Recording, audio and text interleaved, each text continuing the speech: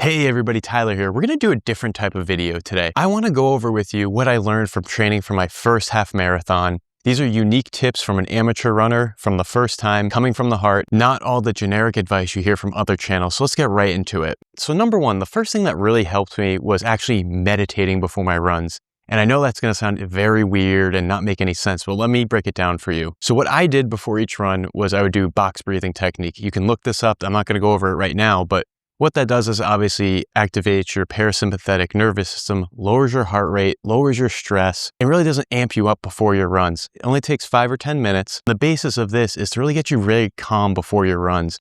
What you want to do is have a much lower heart rate when you're running. It really made a huge difference when I would meditate before running or just not doing it at all. The difference would be like 5 to 10 beats per minute of my heart rate. My number two thing that I learned for training for my half marathon is to not hyper-focus when you run, which kind of goes back to the meditating thing. So you really want to control your thinking when you're running, which is very hard to do, obviously, when your heart rate is spiked in the 150, 60, 70s. You can't think straight. If you start running and you notice a problem like your stride doesn't feel well, you just don't feel right, you weren't feeling it before your run, or you're starting to have some pain, the problem is you start going into problem solving. And you're thinking of your problem solving during the entire run, which is going to ruin the whole purpose of your run.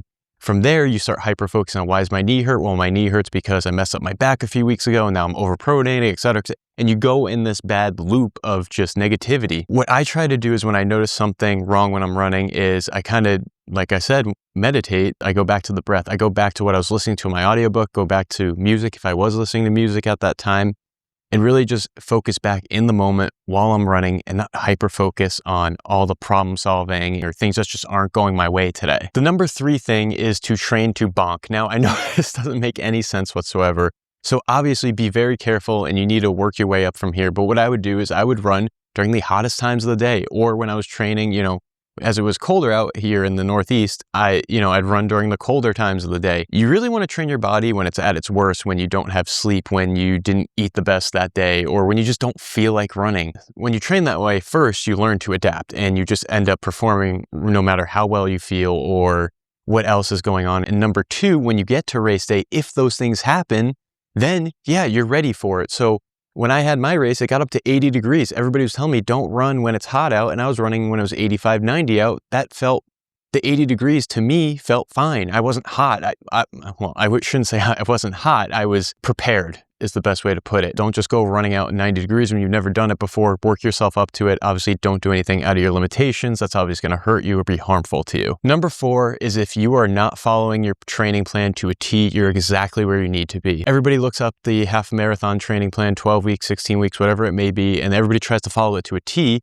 And when you fall off of it, which is inevitable, then you feel like you're just not going to be ready for the half marathon. It messes with your head. You just don't feel right on your runs. What I can tell you is that I had an injury while I was running. I had to take a week or two off and I was fine. I still got my goal of where I wanted to go. So it's inevitable that you're not going to follow your training plan to a T. Adapt, overcome, and again, just roll with the punches.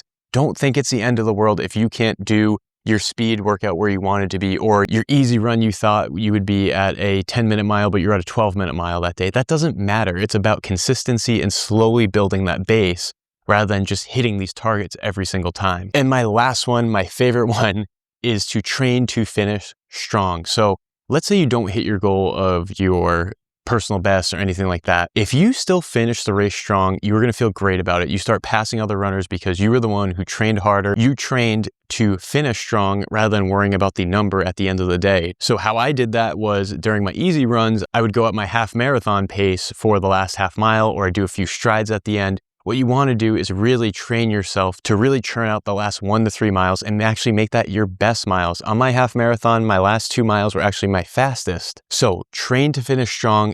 It'll make you feel very proud by the end of your race, even if you do not reach your goal.